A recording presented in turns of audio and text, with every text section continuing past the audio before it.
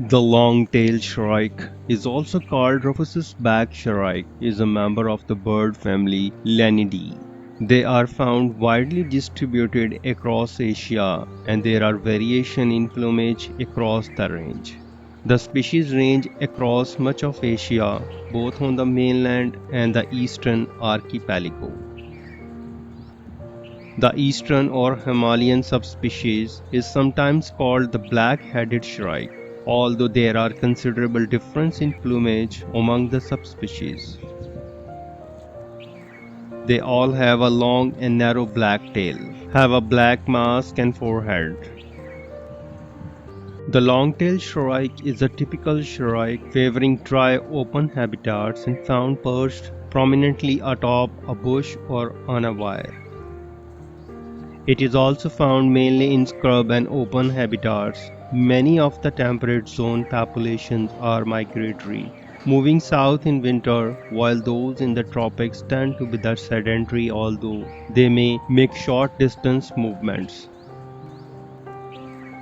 The bird has a characteristic upright shrike attitude when perched on a bush, from which it glides down at an angle to take lizards, large insects, small birds, and rodents. They maintain feeding territories and are usually found singles or in pairs that are well spaced out. Several members have been observed indulging in play behavior, fighting over perches. The usual calls are harsh, grating and scalding calls, likened to the squealing of a frog caught by the snake. They are capable of vocal mimicry and include the calls of many species including lapwings, cuckoos, puppies, and squirrel in their songs. The singing ability makes it a popular pet in parts of South Asia.